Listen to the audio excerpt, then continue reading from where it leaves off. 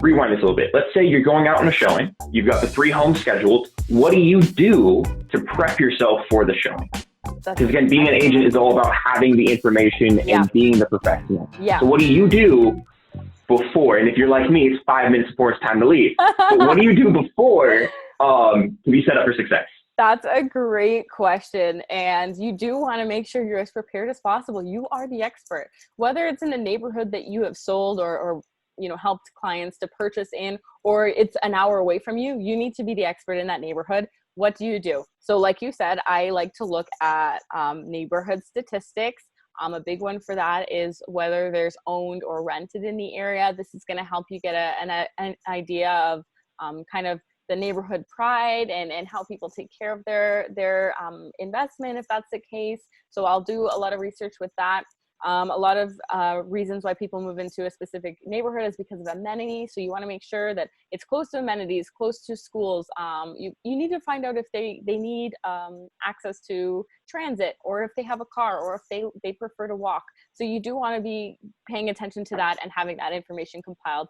I love comps, comparables. I will do so much research on what's sold in the area, especially in this market where things are going above asking and fair market value isn't even what's the list price. You really need to be educated on what fair market value is so that your clients are happy with their potential offer price and they don't feel like they got duped, or they don't feel like they overpaid or did overpay, right? So comparables are a big thing for me.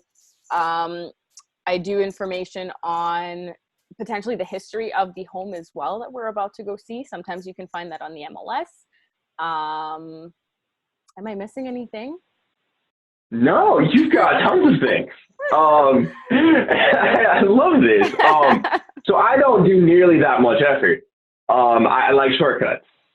So one of the resources we have in California, I'm imagining it's nationwide, Canadians probably too cold for it, is we have something called RPR, which is Realtor Property Resource.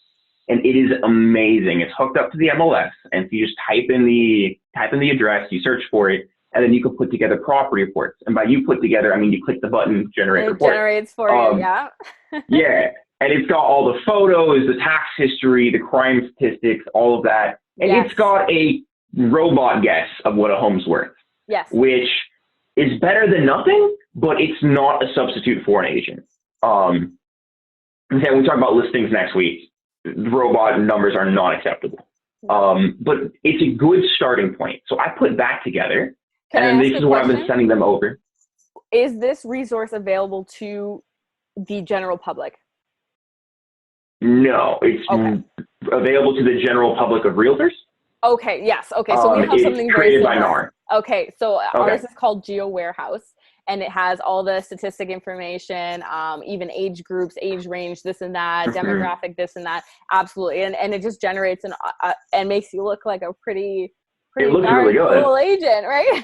It does look really good. Yeah. It has comparables even connected to it. Yeah.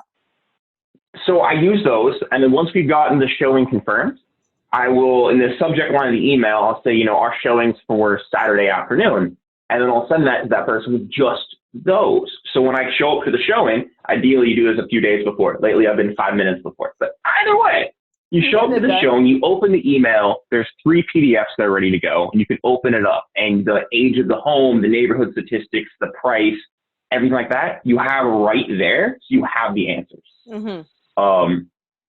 The clients, at least in my experience, don't care how much you know off the top of their head. They know how confident you can be in your answers quickly. So cheat, use a PDF, bring the information with you. Other people might call that studying. I like that approach. When it comes time for offers, then I put comps together for my clients. And I will put the comps together and I'll say, let's go ahead and talk about this like you own the home and you're going to sell it. Mm-hmm. Let's find out what that number is. And then we can talk about what we're confident in an offer and what the competition's like. But before I'm going to spend my time and make really good comps and get a really good price estimate, let's see if it passes a sniff test. Let's see if we walk through it and still want to offer on it. So that's kind of my thought, trying to streamline the workflow to keep me on A time, which is time face-to-face with clients asking for offers. Everything else, everything that theoretically could go to a different person to do, I'm going to only do it when I need to do it. And I'm going to outsource it as soon as possible.